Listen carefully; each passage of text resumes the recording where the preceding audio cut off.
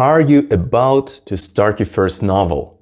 Or maybe you have just finished your first draft and you feel that something isn't working out? Or are you, like many of us, preparing for the National Novel Writing Month, a worldwide event in which the writing community comes together in a desperate attempt to trump quality with quantity? In any case, you must be thinking about how to plot your work. And if you did any research on the topic, you must have heard about the Save the Cat template. For many a writer, it gave the skeleton to build their work around, and for many more, it gave an existential crisis. A feeling that we're producing a cookie-cutter, run-of-the-mill dreck, and that by using templates, every time we move ever so closer to being replaced by some AI-based novel writing machine. So, is Save the Cat a force for good or for evil? To figure it out, I went back to the source and read the Save the Cat book by Blake Snyder, which started the whole concept.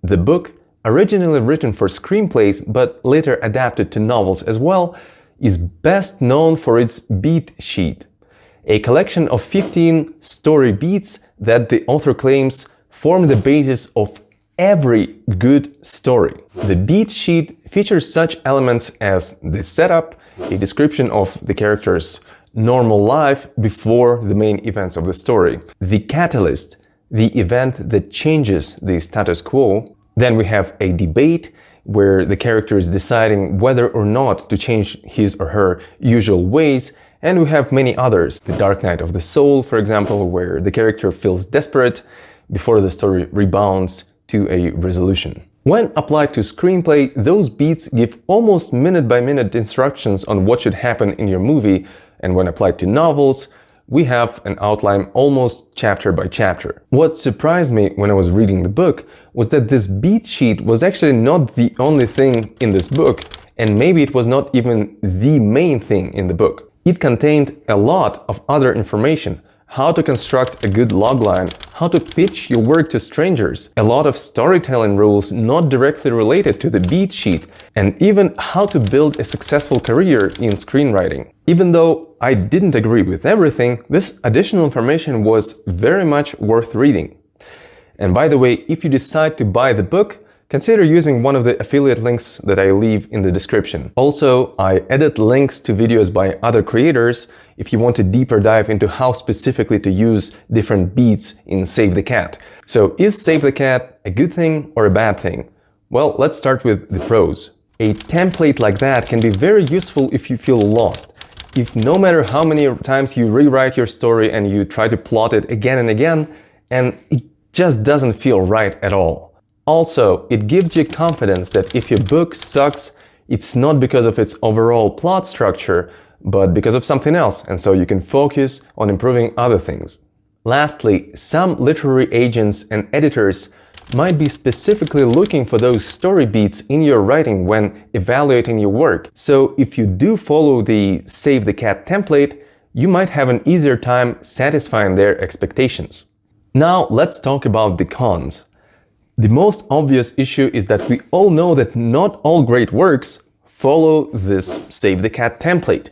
When I heard about the beat sheet, my first thought was, well, what about Memento? Funny enough, the book actually addresses this specific issue. The author says that, yeah, Memento doesn't fit my template. But the author's response to this anticipated criticism is nothing short of idiotic.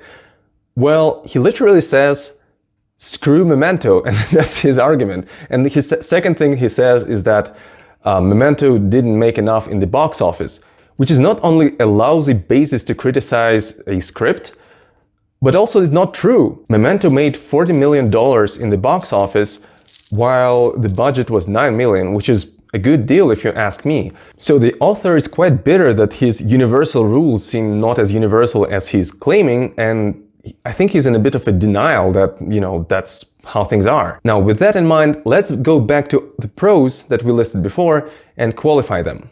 Regarding the first one, while this is true, this is not the only template.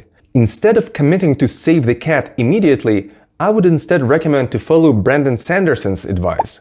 When you write your first novel, there are many moving parts, and it's totally reasonable to want to take a predefined plot structure and apply it to your work, because otherwise it's just too much. But you might want to take this structure from some movie or book you really like instead of relying on Save the Cat. First, it would give you more flexibility, more different plot structures to pick from. Secondly, it would encourage you to analyze plot structures of the works that you like, and that alone would make you better at plotting. Regarding the second positive point, while generally true, this may be false confidence. The thing is that Save the Cat might not always be the best structure for the story you want to tell. If you wanted to write Memento but felt obliged to use Save the Cat, well, the final result would suck, and it would suck exactly because you used Save the Cat. So while following Save the Cat gives you a guarantee that your overall plot structure sorta kind of makes sense, it does not guarantee that it makes sense for your story. And as the thumbnail suggests, maybe sometimes it's better to let the cat die. The last point, while true, is what I hate about Save the Cat the most. People like when things are simple, and literary agents are not an exception, they're humans too. So instead of evaluating new novels for what they are and their true value, agents might instead opt for a simpler option, say, well, that doesn't fit the template of what I'm used to, so I'm just gonna reject it. And so, just like Blake Snyder said, screw Memento, your potential literary agent might say, well, screw this work, it doesn't fit what I'm used to. So, while using Save the Cat doesn't necessarily make your work unoriginal, because there's so much more to writing than just the plot structure, the trend of agents expecting this specific structure dumps down the field overall, makes it more uniform, unfairly rejects some awesome works, and both the writers and the readers suffer because of it. It especially hurts science fiction because crazy experiments with plots, ideas, and everything else is at the heart of the genre, and killing that is just awful. By the way, one of the main missions of this channel is to promote original, high-quality science fiction writing, especially short stories that maybe don't conform to those typical industry expectations. And so in this context, first, huge shout out to Jan Kashashan, my first Patreon supporter and the person who made me believe that maybe this dream is possible. As soon as we reach 50 supporters, I'm gonna run the first science fiction short story competition with some cool prizes. If you resonate with the idea and want it to happen sooner, consider supporting me on Patreon or Subscribestar. And if you resonate with the idea, but not as much, join our Discord that is dedicated to science fiction and writing craft. The last criticism of Save the Cat as a book this time, even though it has a second title of The Last Book on Screenwriting That You'll Ever Need, it's simply not true. Its discussion of character development is very shallow and it doesn't actually teach you how to develop anything, be it a character, a theme, or a setting. I plan to make more videos on the topic, but for now, even if you decide to use Save the Cat as your main plot template, which is okay, consider complementing it with one of the following two things.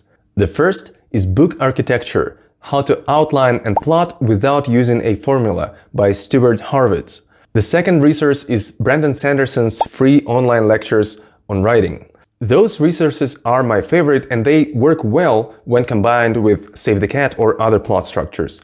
I'll leave the links in the description. So, should you save the cat? I don't know. If you don't mind, I'll leave out the mandatory, at the end of the day, it is your choice, part of every YouTube video of this type. And I'm just gonna say that Save the Cat has its place. I do recommend that you read the book because it has some useful material even if you don't agree with everything. My general attitude towards any rules in anything remotely creative is that you can break any rule as long as you know that you're breaking it. That being said, I don't want this video to be an excuse for anybody to write some random hodgepodge and then be upset at the world that nobody wants to read it. There is a science to storytelling, and if you want to be a competent writer, you have to study it. What I wanted to say is that Save the Cat is just one theory in this science, and it's not the theory.